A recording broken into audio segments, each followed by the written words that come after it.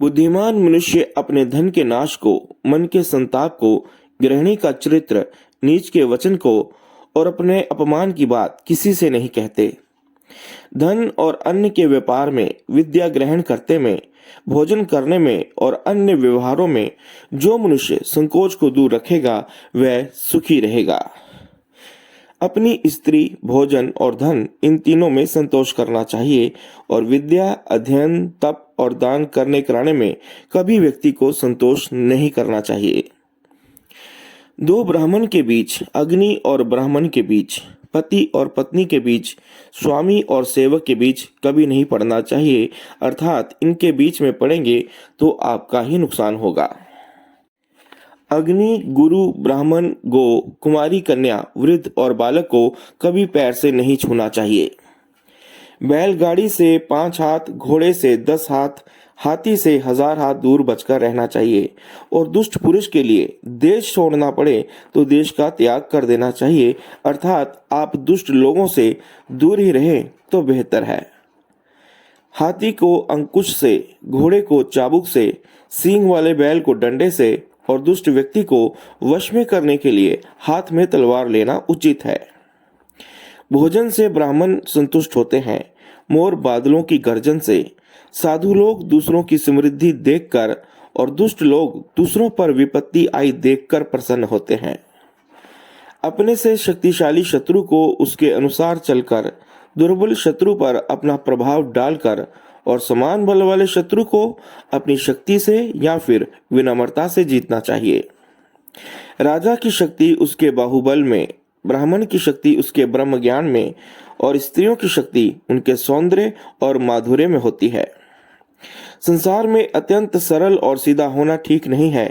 इसके लिए वन में जाकर देखो कि सीधे वृक्ष ही काटे जाते हैं और टेढ़े मेढ़े वृक्ष यूं ही खड़े रहते हैं, अर्थात आपकी अत्यंत सरलता आपको मुसीबत में डाल सकती है। हंस वहीं रहते हैं जिस सरोवर में जल रहता है और सूखे सरोवर को छोड़ देते हैं। पुरुष को ऐसे हंसों के समान नहीं होना चाहिए जो कि बार बार स्थान को छोड़ देते हैं और शरण लेते हैं। कमाए हुए धन को दान या व्यय करते रहना ही उसकी रक्षा है, जैसे तालाब के पानी का बहते रहना उत्तम है। संसार में जिसके पास धन है उसी के सब मित्र होते हैं, उसी के सब बंधु बांधव होते हैं। वही श्रेष्ठ पुरुष माना जाता है और वही ठाट बाट से जीता है। स्वर्ग से इस लोक में आने पर लोगों में 4 लक्षण प्रकट होते हैं: दान देने की प्रवृत्ति, मधुर वाणी, देवताओं का पूजन और ब्राह्मणों को भोजन देकर संतुष्ट करना। अर्थात जो लोग ऐसा करते हैं वो स्वर्ग से आए हैं, मृत्यु लोक में अच्छे कर्मों के लिए अवतार लिए हैं। अत्यंत क्रोध करना, कटु वचन बोलना, दरिद्रता और अपने लोगों से वैर रखना, नीच लोगों का संग, कुलहीन सेवा करना, ये सभी नरक से आए लोगों के लक्षण हैं। अर्थात ये कार्य करने वाले लोग मृत्यु लोक में नरक लोक से आए हैं।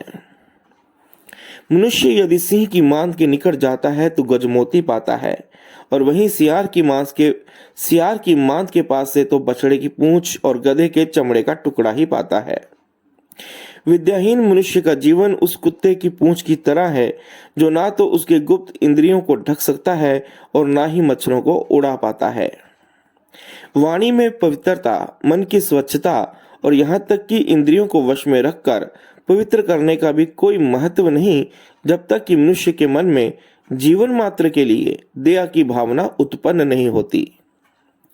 जिस प्रकार फूल में गंध, तिलों में तेल, लकड़ी में आग, दूध में घी, गन्ने में मिठास आदि दिखाई ना देने पर भी विद्यमान रहते हैं, उसी प्रकार मनुष्य के शरीर में दिखाई ना देने वाली आत्मा निवास करती है। शरीर में तेल लगाने पर, चिता का धुआं लगने पर, स्त्री प्रसंग करने पर, बाल कटवाने पर मनुष्य तब तक चंडाल रहता है, अर्थात अशुद्ध ही रहता है जब तक वह स्नान नहीं कर लेता। निकृष्ट लोग धन की कामना करते हैं, मध्यम लोग धन और सम्मान दोनों चाहते हैं और उत्तम लोग केवल सम्मान ही चाहते हैं, क्योंकि मान सम्मान सभी प्रकार के महात्माओं का धन है। ईख, जल, दूध, मूल पान, फल और दवा आदि का सेवन करके भी स्नान दान आदि क्रियाएं की जा सकती हैं। चाणक्य कहते हैं कि दीपक का प्रकाश अंधकार को खा जाता है और कालिक को पैदा करता है। उसी तरह मनुष्य सदैव जैसा अन्न खाता है वैसे ही उसकी संतान होती है। हे मतिमान पुरुष, धन गुणवानों को दे, अन्य को नहीं।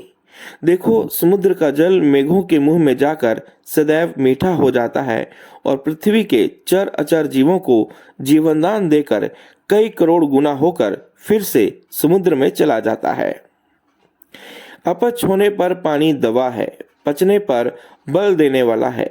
भोजन के समय थोड़ा थोड़ा जल अमृत के समान है और भोजन के अंत में जहर के समान है। बिना क्रिया के ज्ञान व्यर्थ है। ज्ञानहीन मनुष्य मृतक के समान है। सेनापति के बिना सेना नष्ट हो जाती है और पति के बिना स्त्रियां नष्ट हो जाती हैं।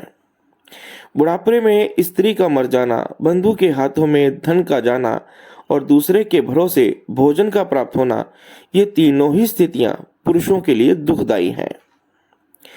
बिना यज्ञ किए वेद पढ़ना व्यर्थ है। बिना दान के यज्ञ करना व्यर्थ है।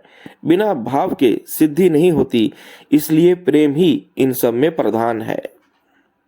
लकड़ी, पत्थर और धातु सोना की बनी मूर्ति को साक्षात भगवान समझकर जो मनुष्य जिस भाव से मूर्ति का पूजन करता है उसे उसी प्रकार से सिद्धि प्राप्त होती है। देवता ना तो लकड़ी में है और ना ही पत्थर में और ना ही माणिक से बनी मूर्ति में। निश्चय ही वह आपके भाव में विद्यमान है, अर्थात आपका भाव ही सबका कारण है। अर्थात आपके प्रेम भाव में ही भगवान विद्यमान है और आपकी भक्ति ही मूर्ति में परमेश्वर को स्थापित कर देती है। शांति के बराबर दूसरा तप नहीं है। संतोष से बढ़कर कोई सुख नहीं है। लालच से बड़ा कोई रोग नहीं है और दया से बड़ा कोई धर्म नहीं है। क्रोध यमराज के समान है। लालच वैतरणी नदी है। विद्या कामधेनु गाय है और संतोष इंद्र के नंदन वन जैसा है।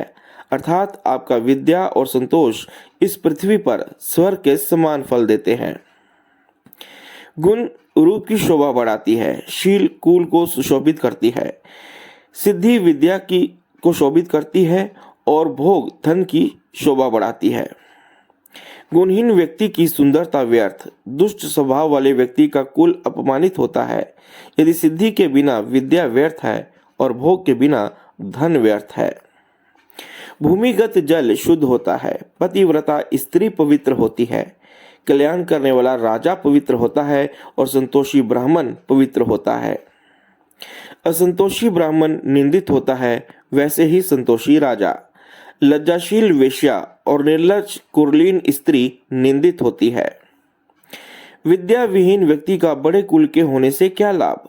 विद्वान का तो नीच कुल भी देवताओं का सम्मान पाता है। संसार में विद्वान ही प्रशंसित होता है। विद्वान ही सभी जगह आदर पाता है। विद्या से ही सब कुछ मिलता है। विद्या की सब जगह पूजा होती है। रूप यौवन से संपन्न बड़े कुल में पैदा होते हुए भी विद्याहीन पुरुष वैसे ही आदर नहीं पाते जैसे बिना सुगंध के पलाश का फूल। मांस और मदिरा का सेवन करने वाले निरक्षर और मूर्ख लोग मनुष्य के रूप में ऐसे पशु हैं जो इस पृथ्वी पर बोझ के समान हैं।